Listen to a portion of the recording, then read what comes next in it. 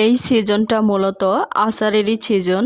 আজকে আপনাদেরকে দেখাবো কিভাবে খুব সহজে এবং সুস্বাদু মজাদার আচার বানানো যায়। অনেক সহজ একটা রেসিপি। যারা আচার খেতে পছন্দ করেন, আজকের রেসিপিটা মূলত তাদেরই জন্য।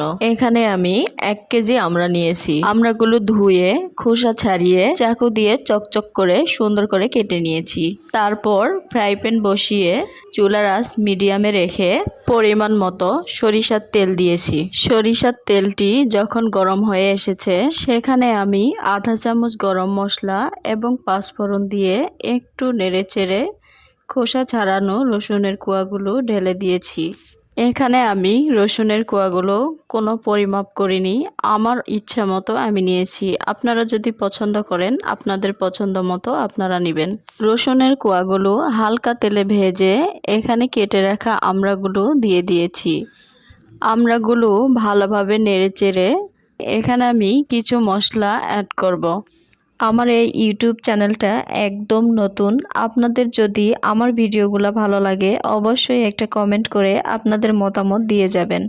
এখানে আমি স্বাদ মতো লবণ অ্যাড করেছি এবং অল্প পরিমাণে হলুদের গুঁড়া অ্যাড করেছি। তারপর দিয়ে দিয়েছি 1 চামচ মরিচের গুঁড়া আর দিয়ে দিয়েছি 1 চামচ মিক্সড গরম মশলার গুঁড়া। আপনারা এখানে চাইলে গুঁড়া মশলার পরিবর্তে বাটা মশলাও অ্যাড করতে পারেন। মশলাগুলো অ্যাড করা হয়ে গেছে। এখন সুন্দর করে নাড়াচাড়া করব যেন মশলাগুলো সবার গায়ে গায়ে লেগে যায়। তো মশলাগুলো গায়ে গায়ে লেগে গিয়েছে। এখন এখানে আমি চিনি অ্যাড করব। তো এখানে আমি বড় একটা চামচে 2 চামচ চিনি অ্যাড করেছি। তো চিনিটা না গলা পর্যন্ত এখানে আমি অনেকক্ষণ ধরে নাড়াচাড়া করব। আর অবশ্যই চুলার আঁচটা একদম মিডিয়ামে রাখতে হবে। এভাবে অনেকক্ষণ ধরে নাড়াচাড়া করার পর চিনির শিরা বের হয়ে আসার অপেক্ষায় থাকতে হবে।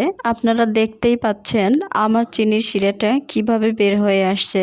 তো আমি এখানে আর কোনো পানি ইউজ করব না। এখন চুলার আঁচটা একদম লো হিটে রাখবো, রেখে ঢাকনা দিয়ে দিব। তো এইভাবে ঢাকনা দিয়ে প্রায় 30 মিনিট জাল করব।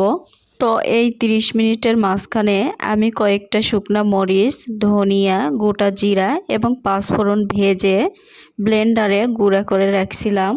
তো প্রায় আধা ঘন্টা আচারগুলো জাল করার পর দেখেন আমার আচারগুলো প্রায় হয়ে এসেছে। তো যে মশলাগুলো ব্লেন্ডারে গুঁড়া করে নিয়েছিলাম, এখন ওই মশলাগুলো আচারের উপরে উপরে সুন্দর করে ছিটিয়ে দিয়ে হালকা করে একটু নাড়াচাড়া করব। যেহেতু আমার আচারগুলো হয়ে এসেছে, তো এখন হালকা হাতে নাড়তে হবে। আমি কিন্তু আমার আচারগুলোতে বাড়তি 1 ফোঁটাও পানি ব্যবহার করিনি। চিনির যে শিরাটা ছিল, এই শিরাটা দিয়েই আমি আচারগুলো রান্না করেছি। তো রেডি আমার আমড়ার আচার।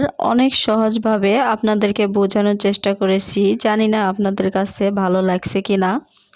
তবে যদি আমার রেসিপিটা ভালো লাগে, অবশ্যই একটা লাইক, কমেন্ট এবং একটা শেয়ার দিয়ে পাশে থাকবেন।